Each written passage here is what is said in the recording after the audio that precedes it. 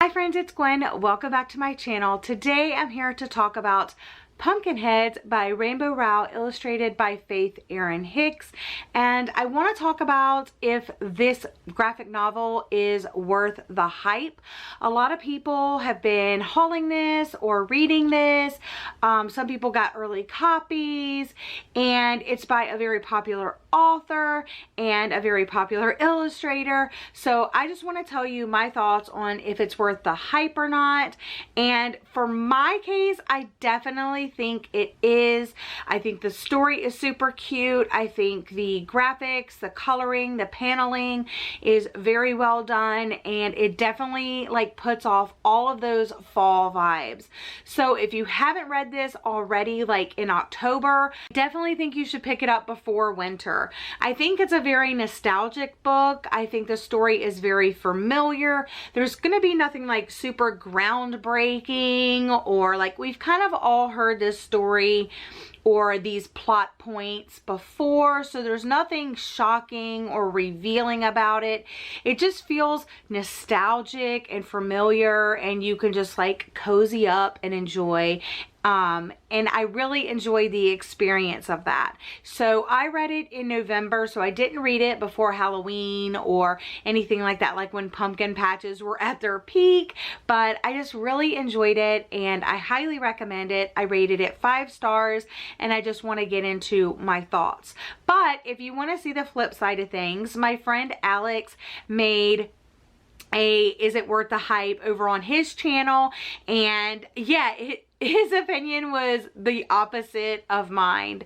So I will link his video down below, and yeah, let's just go ahead and jump into my full thoughts. The basic storyline of Pumpkinheads is you have Deja and Josiah, who have worked at the local pumpkin patch for the past 4 years, and this is their last night working at the pumpkin patch. So this follows them in less than 24 hours, just maybe an hour or 2 or 3, basically their last shift at the pumpkin patch, and just kind of everything, like the adventure and the sadness, kind of like everything woven into, like if you're really attached to a place or a person, and like the adventure that you can make your very last, whatever, your last shift, your last class, your last, you know, just basically this is their time for adventure, and they definitely go forth and accomplish that. So their last night at the patch, they truly get to experience the pumpkin patch that they've worked at for the last 4 years for the very first time. And I think that's what makes it so magical, is you are seeing someone that is familiar with their surroundings, but at the same time they haven't been able to really truly experience it. Kind of like if you work at Disney World and you're an employee and you only do your one thing, you don't get to experience how outside people do. And I think for this night, their last shift, they were able to see the pumpkin patch in a different light than as an employee. Let's talk about our 2 main characters. So Josiah, obviously white, straight, perfect employee on the shyer side. He's sad about leaving the pumpkin patch and his friends behind. He's obsessed with one of the girls that works at the fudge shop, and he's worked at the succotash hut his entire 4 years. Deja, on the other hand, she's a person of color. She's plus size. She loves food. She looks on the brighter side of things. She's very outgoing, and she is the person that really truly makes their last night an adventure. And although it's not stated on the page, there's things that happened throughout the book that show me that Deja could be bisexual. So like I said, not stated on the page, but I don't think it needs to be, and I think that's what made this really strong, is they don't say Deja's plus size. They don't say that Deja's bisexual. Just the paneling and the coloring and the story. That's what I really feel about graphic novels, is not only are you reading the words, but you have to take in the surroundings and you have to read between the lines a lot. And I think that reading between the lines in this was pretty easy to do. Before we get started, let me say that this is not like a normal pumpkin patch. I have never personally been to a pumpkin patch like this before.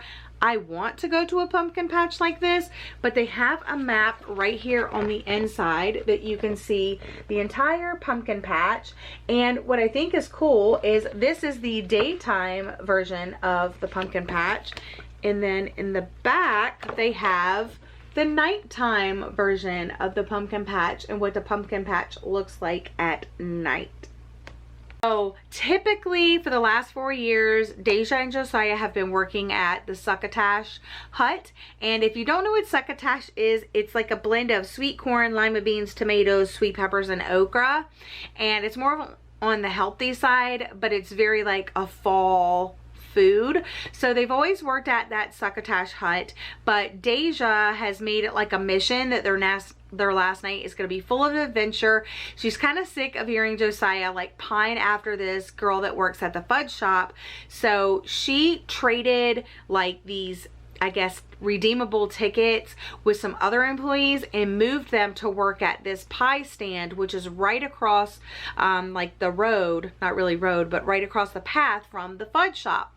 And she says, you know, that they're going to make an adventure on their lunch break. They're going to go over to the fudge shop, and he's going to finally approach this girl and say, hey, how you doing? Like kind of introduce himself. She knows it's now or never. It's their last night. He has to make his move, and he is terrified. So one thing that I really love about this is the strong friendship vibes. So Deja obviously is more outgoing, and she kind of gives Josiah some tips on like what to say and how to interact with his crush. Also, Josiah mentions that he's really sad that it's like the last night and that Deja's like his pumpkin patch friend and he's gonna miss everybody. And Deja assures him like we can be friends like outside of the pumpkin patch. Just because we're leaving and going off to college doesn't mean it has to be the end of our friendship. I wanted to go ahead and show you a couple of things as well. Also, the paneling, like I said, and the coloring is really nice, and it really puts off those fall vibes. So if you look on this page, this is the very first page. I just think it kind of sets you up for a really great like start to the story. And then we also have, this is a bit of foreshadowing and about how they're going to use their dinner break to go talk to the girl over here. So she's saying like, you're going to do it. She's, you know, taking him by the shoulders and saying like, fortunately, bunny boy, your best friend is looking out for you. I'm not going to let you miss the last hayride of the night. And he says, is that a metaphor? And she's like, it is. Tonight on your dinner break, you are going to talk to that girl. And this is another thing where she's kind of talking him through like what he has no idea what to say, and she's talking him through it and giving him pointers, and they're like role playing like what he could say and stuff like that. This is where I think that it shows that Deja is bisexual. So I guess there's multiple people named Jess throughout the pumpkin patch, like other employees. And she says, hide me, there's my ex, which one? And she says, Jess, don't look. And he says, which Jess? And then over here, this is the Jess that she is talking about. So it is another female. So that shows me that she could be bisexual. At this point, I'm thinking, okay, maybe she's a lesbian. But then later on, there's another Jess, and it's another, it's a different Jess, and it's a person of color that's a male. So it shows me that there's male and females. So yeah, so that's why I concluded that she could possibly be bisexual, but if not bisexual, she's definitely on the queer spectrum. Here it kind of reminisces about how they met and stuff like that. They're sitting at the s'mores pit, and it says, this is where we first met at new employee orientation. And then that triggers a memory within Deja, and they go on and talk about the first night they met and why they became friends and how they ended up working at the Succotash Hut and stuff like that. So I thought that that was really cute. Here is just, I think that every panel is super detailed and there's so much to look at. So while you're reading, like read it and take in what you can, but it's definitely one of those books that you want to go back through and just like look at all the details. So just like this one panel right here, there's so much detail to it. There's like the stands of vegetables over here, the pumpkins decorating around the bottom of this tree, all of the leaves, and just like the stance of the different characters, where he's kind of standing there and he's more rigid and she's just kind of like taking it all in. I really think that plays off of their like personalities. The last page I want to show you is how this also really shows their different personalities, how Deja is so interested in food, like they're running and then she's like, do, let me get one of these. And then how Josiah, the perfect employee, they're running past and he stops to help this family with the map. So again, a lot to look at. Their personalities really shine off the page and you really feel like you get to know them as characters. Like I said, the basic storyline is that Deja says, tonight's the night. You're going to introduce yourself to the fudge shop girl and see where it goes.